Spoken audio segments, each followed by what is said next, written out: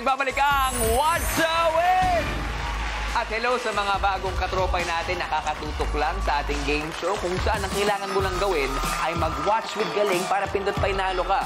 At painalo kami dito. Dahil kasama natin ang napaka-relax, napaka-komportableng si Pepe Herrera kasama ang ating paeg hunter na si Denyo. Good luck sa inyo. Babalikan na natin ang ating easy round question na anong image ang nag-flash sa screen? Choices natin A, radio, B, aircon, C, speaker. Ang tamang sagot natin ay B, aircon. At kapag tama ang kasagutan mo, may additional 300 pesos tayo sa ating weekly jackpot prize.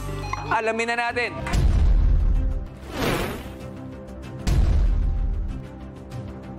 Pepe. Yes, Robby. Ang sagot mo para sa easy round question ay correct, B, aircon.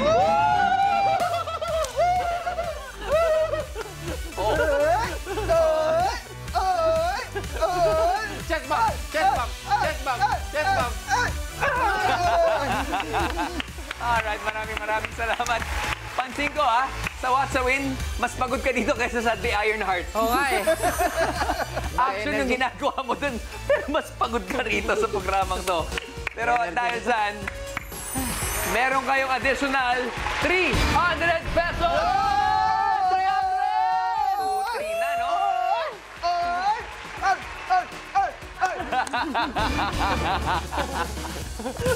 Baka kung ano lumabas dyan mamaya. Wala lalabas. Walang lalabas. Gusto ko lang may tanong na mabilisan.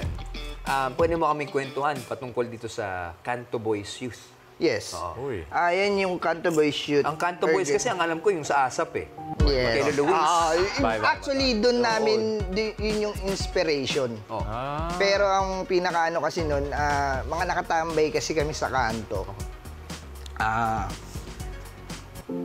Ang nangyari nga, yung mga out of school youth doon, binuo namin, kinakausap namin na, eto, tulong tayo.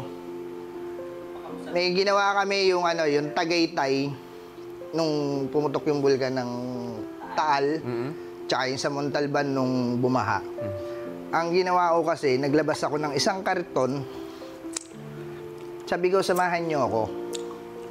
Samahan niyo ako, magbahay-bahay tayo sa barangay natin. Tulong tayo.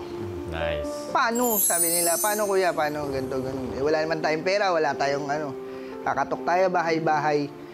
Kahit anong laman, kahit ano ibigay nila, sardinas o bigas or noodles, tanggapin ninyo. Nice. Basta galing sa puso nila, ibibigay natin sa Taal. And then nag-post din ako sa Facebook. Nagulat ako. In God's will, ang daming nagbigay. Sako-sako, box-box na mineral. Kasi bumaha ng tulong. Yes. Nilapag lang namin siya sa kanto. Yung box na yon na may isang plastic, nilapag lang namin sa kanto. Nagulat ako, may kumakatok na sa bahay. Kuya, may dala yung 10 box ng mineral water. Tapos, pagdating ng hapon, may tumatawag sa akin, paki-pick up dito yung yung 10 sako ng bigas. Ninyo, pamigay ninyo. Hanggang ngayon ba, active pa rin tong Canto Boys Youth? Yes, active pa rin sila. Ganda yung hangarin, no? Yes. Sabi ko naman kasi sa kanila, hindi naman kailangan ng pera eh. Ang kailangan mo pa rin talaga, positive tayo na makakatulong tayo. Tsaka serbisyo. Kung sakasakali ba, yung makukuha mong jackpot prize, iaalay mo, ibibigay mo sa ating Canto Boys Youth? Yes. Pwede kong ibahagi rin sa kanila lahat yun. Etong gagawin natin. Kung ano yung amount na makukuha natin sa jackpot prize, dodoblehin ko. Wow! Yung kalahati, ibibigay natin sa Canto Boys Youth. Thank you. Thank you, sir. Thank you, sir. Good luck sa inyong dalawa. Salamat, sir. Pepe, bilang isang pamilyadong tao, masaya yung puso mo ngayon. Ano ba yung piece of advice or mensahe mo na pwedeng bigay kay Denyo? Ako, ang paborito kong... Tati ko kasi Bisaya pero hindi ako nagsasalita ng Bisaya. Although may mga paborito akong salita at ang paborito ko sa Bisaya ay padayon. Ibig sabihin, patuloy lang. Kasi ang ganda na nang nasimulan ninyo, when you're doing service, That's one of the most noble things that you can do in this world, yung giving service. No? Kasi pag nagbibigay ka ng serbisyo, nagbibigay ka rin ng serbisyo sa sarili mo. Totoo. Yes. So, brother, supportado ko ito 100%. Mamaya palitan tayo ng number pag may mga ganyang projects ka pa, mga fundraising. Willing na willing akong tumulong sa'yo. Ay, ang ganda. got you. Salamat, sir. Ganda. Ay. Ganda. Maraming salamat sa Sobrang pagbabahagi salamat, ng kwento ninyo. Sir, senyor, maraming salamat po. Pero tulad ng Salamat, sinabi nyo, padayon. Padayon. Magpapadayon din tayo dito. Yes. Patuloy ang ating Padayon! laro para sa ating medium round. Let's have our watchable reveal. Yan na. Susunod na watchable natin ay, paborito natin to. Malimpics. Yan na naman siya. Ito na naman. Sa watchable na ito, may nag-iisang typographical error o maling spelling sa sangkatutak na text na may kita sa screen. Ang challenge ay hanapin ang salitang may maling spelling. At kapag tama ang sagot mo sa round na ito, may madadagdag tayo 700 pesos sa ating jackpot prize. Pwede maging 3,000 sa ngayon, ha? At sa round na ito, sa mga katropay natin, mas malaki na ang may premyo dahil tatlo sa inyo ang maaaring mag-uwi ng 1,000 pesos! Simulan na natin to. Simulan na. Narito na ang ating medium round. Let's watch with Galing!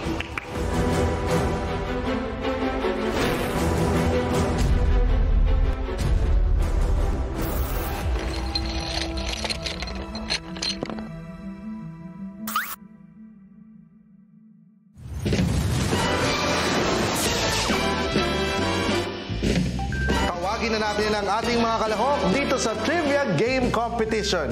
Una, si Saddam Pulpo!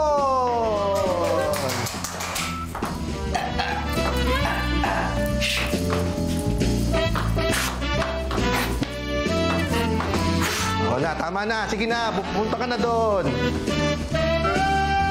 At ang kanyang katunggali, walang iba kundi si Brad Pitt.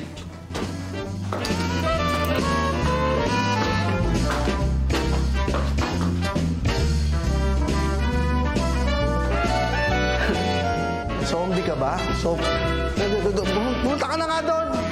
Dami niyong palusot. Lasing hata. At yan na po, simulan na natin ang Malimpics!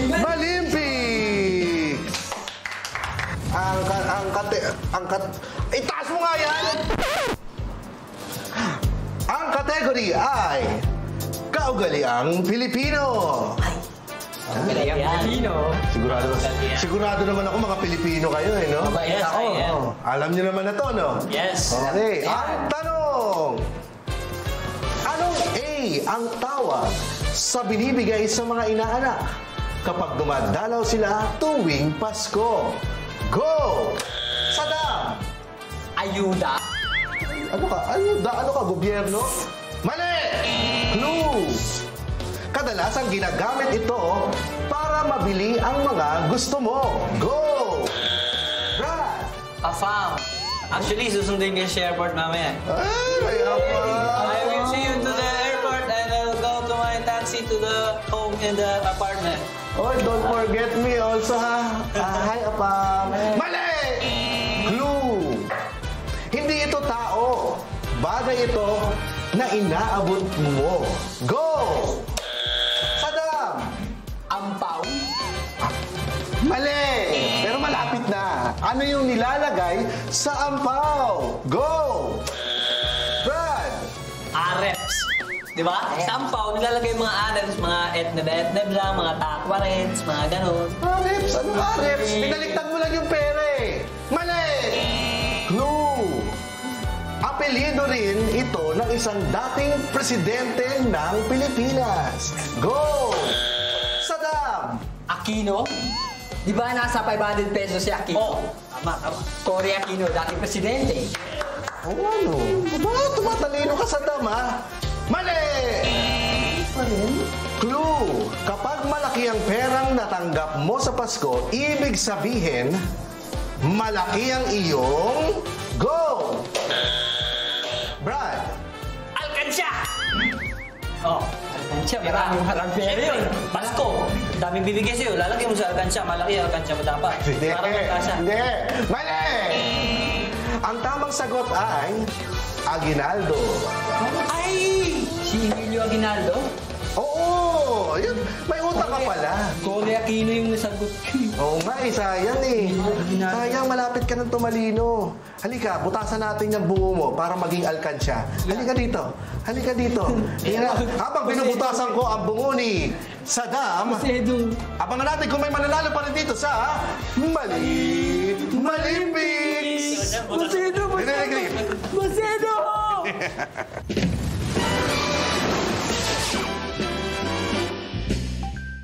Ito ko yung unang Oo, yung sinabi niya mabilis. mabilis. Teka, napaupo ulit kayo dito, ah. Yes. Oh, ano nangyari? Kamusta yung panibagong strategy nyo? Kasi napansin ko lang, no? Kapag sila yung umupo dito, kadalasan tama yung kasagutan, eh. Yes. Oh, napansin nyo ba yung isang word or salita na may maling spelling? Yung may sinabi ka kanina, yung mga unang lumabas, sabi mo, bilis. Feeling ko, posibleng nandun eh. Eh kasi nag-double read ako ng isang word, tapos biglang pagpunta ko sa baba, wala na. Oh. Mas mabilis pala ngayong round. Pero may napansin si brother, so may pag-asa. Yun, yung sa pangalawa, yun din yung napansin ko nga rin dun. Kung sakasakali, no? Tulad ng sinabi dito, Aguinaldo, maagang pamasko to sa'yo kung sakasakaling tama ang kasagutan mo. Alright, maghanda na dahil ito na ang ating medium round question.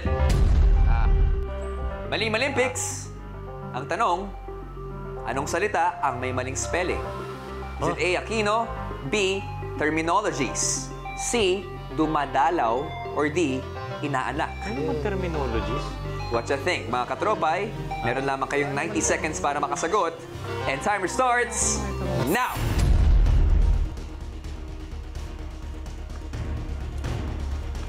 Tsaka yung inaanak, may nakita ka nila. Ano nga kaya yung may maling spelling dun? Katropay, pindutin na ang sagot sa inyong mga devices. And reminder lang, huwag kalimutang mag-refresh ng browsers para siguradong pasok or sok pa yung mga tobo nyo. Tobo? Kita ko sa yung etneb eh. Galing ah. Okay. Mabilis din yun. Kamusta? So, dun tayo. Okay. Kamusta kayong dalawa? Teamwork ka rin, as usual. Teamwork, okay. Nagkasundo kayo. Babalikan natin yung mga choices natin. Okay. A, Aquino, B, terminology, C, dumadalaw, D, inaanak. Okay. Oh, kamusta yung pinag-usapan nyo? Meron kaming napagkasunduan ulit. At ayaw nyo pa i-reveal, ah? O, sige. Mamaya. Makikita natin yan. Mas Okay. malapit na Pasko, aalis ka ba ngayong taon? Ngayong taon, baka hindi mo na kasi ang misis ko ay nagdadalang tao ng 7 buwan. Oh, malapit na nga, no? Mukhang sa Christmas season palalabas. Ay, magandang regalo yan. Yes. Okay. Pag-usapan natin yan just a bit, pero kasama mo na, kasagutan mo kung sure na ka na, ha? Brother. Kasado na! Kasado na po si Pepe. Mga tropa, last 10, 9, 8, 7, 6, 5, 4, 3, 2, and 1. Time is up!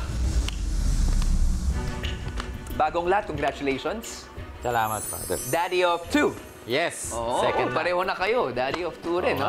Okay, mabuhay yung mga tatay natin dyan, ang mga haligi ng tahanan. Pero ano kaya ang tamang sagot sa medium round question? Ito na. Let's rewatch.